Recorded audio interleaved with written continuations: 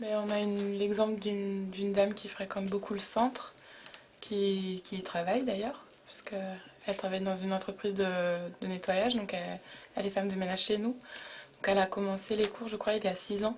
Donc elle est arrivée du Mali, elle ne parlait pas du tout français. Et l'année dernière, elle a obtenu son permis de conduire. Donc ça, c'est une grande victoire pour elle et pour nous aussi. On est assez fiers d'elle. Et c'était complètement inattendu, puisque même pour un Français, le code, c'est pas toujours évident. Donc on était vraiment fiers d'elle et elle aussi, elle était très fière d'être aujourd'hui indépendante, d'avoir réussi à passer son code et d'avoir une petite voiture et pouvoir faire ses courses toute seule. Enfin, c'est vraiment un grand pas vers vers la liberté quelque part, vers l'indépendance. Tu attaches, hop, le O, le L et le E. Tu vois, tu ne mets rien entre. Après, ça fait un autre mot.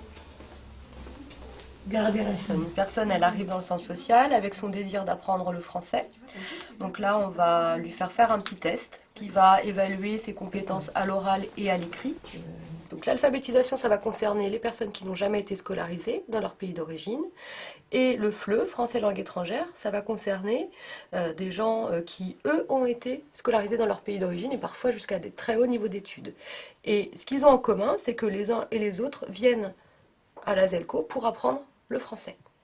Je m'appelle Nadine, j'ai 58 ans et donc j'ai décidé de faire de l'alphabétisation depuis l'année dernière. Moi, je ne travaillais plus, donc j'ai décidé de me rendre un petit peu utile. J'aime beaucoup le social, voilà, partager plein de choses. Ce sont des personnes avec lesquelles j'ai partagé. J'ai appris beaucoup, j'essaye de leur apprendre un petit peu le français, mais elles m'ont appris beaucoup. C'est la première année que je fais de l'intervenant dans les centres sociaux sur du français langue étrangère. Je suis arrivé ici parce que bon, c'est là qu'ils avaient besoin de moi, mais de toute façon, ma démarche était d'apporter une aide à des populations qui avaient des difficultés. En lisant La République du Centre, j'ai vu qu'on recherchait des bénévoles pour l'alphabétisation. Je me suis dit, on va essayer après. Je pensais au départ qu'il fallait au moins être enseignant. Je ne suis pas enseignante à la base. Je n'ai jamais donné de cours, donc je suis partie un petit peu comme ça, au feeling. Je fais beaucoup au feeling. Pour moi, c'est pas, enfin, la pédagogie arrive vraiment en second plan. On est dans un centre social, on n'est pas dans un organisme de formation, on n'est pas non plus à l'éducation nationale. Donc nous, nos attentes, elles ne se situent pas du tout dans l'acquisition de compétences, de connaissances qu'il faut valider, c'est bien, c'est pas bien. C'est plutôt dans comment la personne va développer son autonomie, va mieux comprendre la France. Donc si l'intervenant bénévole que je recrute aime pas les gens, ne connaît pas trop les flux migratoires et qu'est-ce que ça veut dire que migrer, j'ai envie de dire que, enfin voilà, il a beau avoir une super peut-être formation en pédagogie, mais ça lui sera pas très utile s'il n'y a pas de relationnel. C'est vraiment quelque chose qui est basé sur l'humain. Parce qu'il y a des cultures très différentes, déjà ça va servir aussi l'intervenant et le groupe. Déjà, connaître, je sais pas, je suis malienne par exemple, peut-être que j'ai pas du tout idée de comment ça se passe au Maroc ou au Laos. Donc il faut bien avoir une langue commune. La langue commune, ça sera le français. Alors effectivement, parfois on arrive, on ne parle pas du tout un mot de français. Donc là, c'est des mimiques, des gestes, effectivement, sur articulation. On passe par des outils très visuels, donc des illustrations, des choses très colorées qui vont immédiatement avoir du sens. Ils ont des véritables problèmes d'écriture, et je pense qu'effectivement, ça serait bien qu'ils arrivent à s'exprimer par écrit. Moi, je l'ai fait s'exprimer sur papier, sur table, au travers de questionnaires ou de choses comme ça. Mais c'est vrai qu'au tableau, je pense qu'on va y venir. Le problème, c'est que dans un premier temps, je ne veux pas les brusquer et qu'ils soient mal à l'aise par rapport aux autres. Il y a plusieurs moyens de paiement. Il y a 3 moyens de paiement. On peut payer comment quand on va en course? Avec la carte. Avec la carte.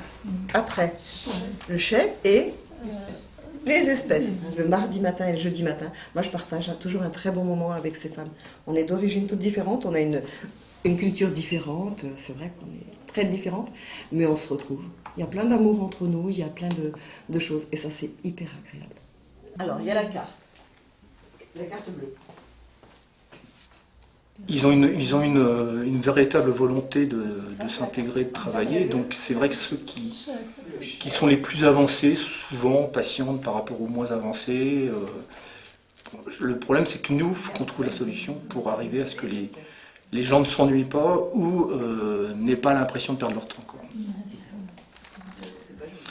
En relation avec les élèves, ben, c'est des apprenants donc, qui sont très respectueux, très demandeurs d'informations, mais ils ont une tendance à être... enfin, moi, je préfère avoir une plus grande proximité avec eux, c'est-à-dire qu'on se tutoie, qu'on se parle tranquillement. Eux sont très dans le respect. Mais bon, je pense que ça vient aussi du fait ils sont demandeurs de choses. Mais moi, j'espère au fil de l'année qu'ils vont se détendre et qu'on puisse se parler tranquillement, quoi. Ce sont toutes des Marocaines d'origine berbère. Et à savoir qu'elles n'ont jamais été à l'école, même toutes petites. C'est des femmes qui n'ont pas appris ni à lire ni à écrire l'arabe. Elles le parlent, mais elles ne savent pas le lire et l'écrire. Et elles vont en plus, je crois, c'est le mardi après-midi, elles vont à la mosquée pour prendre des cours d'arabe. Vous voyez, elles ont presque 50 ans et elles ne savaient ni lire ni écrire dans leur propre langue. Donc j'en ai un autre, pour elles, c'est encore difficile. Je pense qu'elles n'ont pas le temps de réviser. Elles sont trop prises par les tâches à la maison. C'est des femmes qui font la cuisine, qui s'occupent des enfants, etc. Donc c'est vrai qu'elles n'ont pas le temps, comme vous faites, les devoirs, etc., et réviser. Non, leurs problèmes... elles ont des problèmes de santé, certaines. Je pense que c'est dû peut-être à une alimentation un peu riche, un peu sucrée. Mais sinon, je vois pas trop. C'est un petit peu des problèmes comme il y a aujourd'hui dans les familles désargentées. C'est ce que j'entends autour. Alors je me dis, bon, ben, quand elles viennent passer là, elles sont 2 heures, elles oublient leurs problèmes. On essaye d'apprendre, même si on a appris que l'alphabet à la fin de l'année, on essaye de se donner un bon moment, de part et d'autre. Factuellement, dans les activités de la ZELCO, il y a des cultures différentes, il y a des générations différentes, il y a générations et cultures différentes, il y a sexe différent aussi. Enfin, donc on peut pas le nier, quoi. Voilà, il n'y a pas que des franco-français, je sais plus comment, des Français de souche ou des Gaulois. J'ai pas eu des problèmes avec les élèves parce que c'est vraiment toutes des dames très très gentilles. Juste, on a eu un homme qui est venu, donc d'origine africaine, et c'est vrai que j'ai senti une vraie réticence. Et ça, c'est pas dans notre culture, hein. On a été élevés, on a été à l'école, enfin comme vous, moi j'étais à l'école, c'était mixte, et là on a senti qu'il y avait un espèce de refus de la part des dames. Bon, l'intervenante a dû quand même pas jouer des coudes, parce que bon, on met aussi en avant que en France, c'est la laïcité, la mixité, donc on doit accueillir tout le monde. Pour le coup, comme il était plus jeune que la moyenne d'âge des dames réunies, l'intervenante l'a un peu présenté comme un fils. Et une des femmes s'est levée et a dit « Ok, on le considère comme notre garçon ». Non, mais ça a mis du temps. Et moi, ça m'a fait tout bizarre qu'on refuse qu'un homme vienne partager les cours. Mais maintenant, ça va. Bon, il est souvent dans son coin, mais ça se passe bien. Ça se passe bien. Elles ont fini par l'admettre. Après, un tout petit peu de réticence. Donc, elles l'ont accepté grâce à cela. Mais parfois, c'est difficile parce qu'elles sont force aussi d'opposition par rapport à l'intégration de messieurs dans leurs activités. Et donc ça, on essaye de travailler, mais c'est pas aisé. Les chiffres ici, très bien. Et on a une lettre. Et les lettres, tu les mets là-bas, sur les lignes. Alors, vas-y. 2. Ce sont les lettres sur la ligne. Hein. Ah ouais. 2. Oui. 2. Mais j'ai fait 2 là. T'as fait 2. Oui, t'as fait 2, mais c'est pas... 200.